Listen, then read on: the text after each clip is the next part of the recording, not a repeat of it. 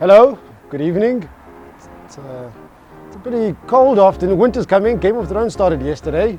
I was excited. I stayed up. I normally stay up for cricket when South Africa's playing in Australia, South Africa playing in New Zealand, but I stayed up. Okay. And I watched, the North never remember, the North remembers. Was it worth it? Yeah, it was worth it. Always worth it. I'm a fan of Game of Thrones. I watch a lot of Game of Thrones.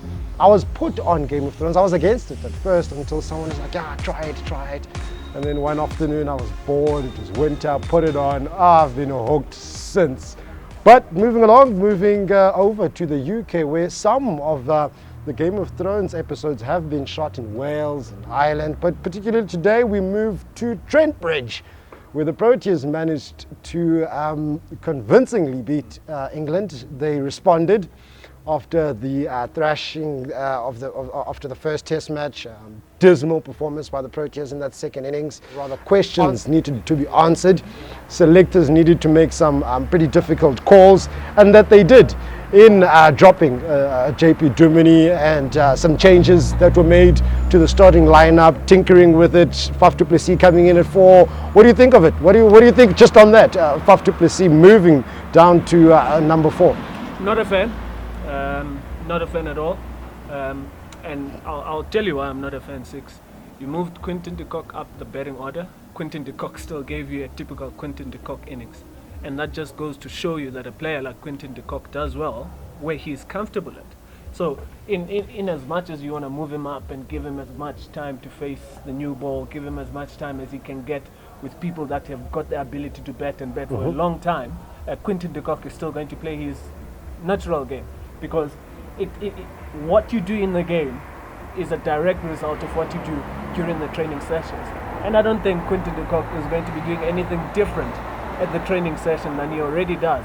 So just because you bring him in after 2 wickets have fallen does not mean he's going to give you 100 all of a sudden. That's just not who Quinton de Kock is in Test cricket. That's not his role. And I think in us looking for an answer in Quinton de Kock to bat for a really long time, we are really running away from the real question, or we are really running away from solving the real problems that we have within the Proteas batting lineup, and that is the top 3 do not bat for a long time. Zakuphikisa mna Akho ngxaki. Zakuphikisa ngoba ndibizele loo nto akade ndikuphikisa. Akho ngxaki. Andithi xa ndikuphikisa ndithi ndim orayithi okanye nguworongo. Kumandi ngophikiswana madoda, imnandi ukubukela ezemidlalo ngokuphikiswana. We always have to, bring these things or these sort of topics into discussion. And yes, Quinton de Kock has been the topic of discussion since England toured South Africa, where I think South Africa were comfortable and they had a pretty decent lead. And at Newlands, and there was the question whether Temba Bavuma should come out or Quinton de Kock. However, the selectors stuck with Temba Bavuma coming out. I think I still maintain that if you win the toss, you're gonna bowl first. If Quinton de Kock is wicketkeeper, then he should stay at number 6 or 7. Yeah. If you bat second, and the situation where you've been fielding for a day and a half, you still can't field, you still can't open with Quinton de Kock. I'm against him opening in Test cricket. I'm against him batting at number 3. I'm against him batting at number 4. I'm against him batting at number 5, and I want to see him bat at number 6. Because Quinton de Kock, Temba Bavuma, we want these guys to milk as much as they can out of the experience that is around them. This is the core group of players that will continue in Test cricket when it comes to South Africa. These are the guys who we want to see play for the next 10 years. This is a period that I see for them to sort of understand their game, understand their roles within the setup. Because what happens is now you see Quinton de Kock doing much better or doing a lovely job at number 6 or 7, you suddenly move him up, and now Temba Bavuma's game needs to change all of a sudden. Now he needs to think, okay, what do I do now? Who do I bat with? And I think a lot of pressure has been cast on Temba Bavuma and Quinton de Kock to carry the tail. We've established now that Vernon Philander can do the job. He can be that guy who sort of looks after the tail. So it's about time he took some responsibility. But I want us to move away from the Quinton de Kock topic, because I think we both agree that he can float within that batting lineup. Certainly can float, but don't take him up to the top 4. That's not his responsibility. the top three must take that responsibility of opening and scoring runs, making sure that they set up good partnerships. Okay, Heino Kuhn did that very well in the first innings. He went out for a 30, but that 30 was a solid 30 in the sense that he made sure that he weathered the storm in as far as the new ball and swing is concerned.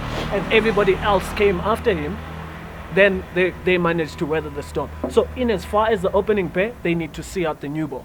Number 3, number 4, you need to bet for a really long time. And then Quinton de Kock, Temba Bavuma, they come in and they add on those runs that really take the game away from the opposition. Then Venant Philander, Christopher Morris, if it's Morris on the day, Keshav Maharaj, if it's Keshav Maharaj on the day, they come in and they now do what we call a slap in the face.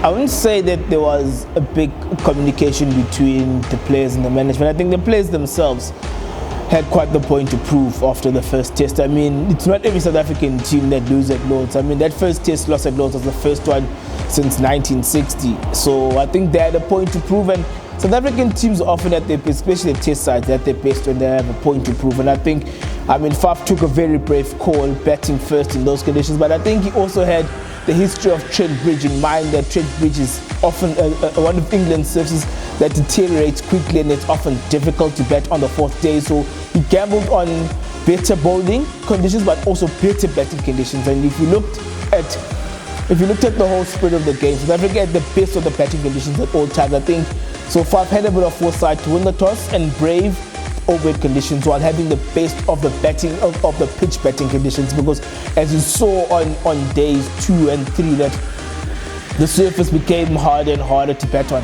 And I think the fact that South Africa crossed the 400 run mark in terms of that fourth innings lead, you could see that England's fight died at that moment.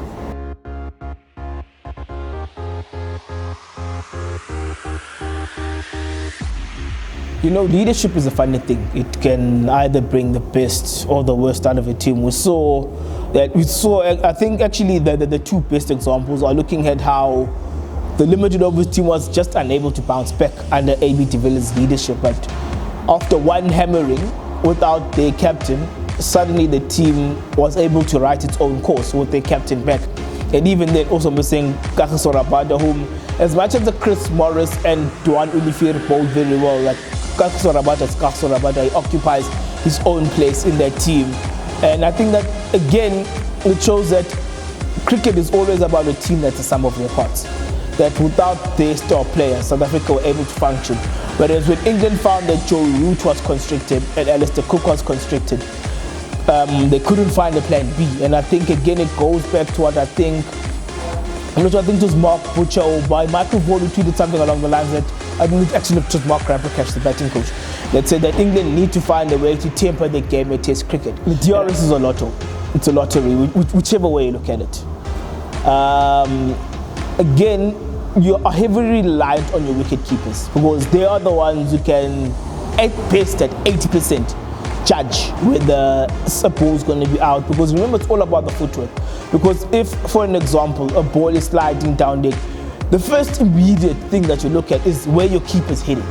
Your keeper's footwork often determines the direction of where the ball is going. And remember that as much as Johnny Bairstow is a very good batsman, he's not half the keeper that Quinton de Kock is. And even Quinton de Kock himself, as much as he's an improved keeper, he's not the best keeper going around. So what also needs to be understood is that Joe Root is also new to this captaincy thing. I mean, there was a game where it spawned the name Captain, where Yorkshire went to Lords to play Middlesex. They said Middlesex a target of 472. And somehow Yorkshire conspired to lose that game convincingly, and they were the ones who set the total. So, as good as a batsman Joe Root is, again, captaincy, test match captaincy, and being a test match batsman are two different things. I mean, there are those who get it right. Sometimes the system does allow for captains to settle in. Like if you look at Steve Smith, the system was there for him to actually become test captain, but he immediately put his own stamp of authority. If you look at how Virat Kohli goes about his captaincy, he does his own thing. He's a very assertive, you could say an emotional captain, But you've seen threads of these captains, of these players being leaders in their own rights before they became captain. But I think with a Joe Root, you do get a reluctant leader. Again, 2 tests can't be used as a yardstick to judge a captain. I think you look at the series and how the series pans out, because you never know. England actually fight back to win the series.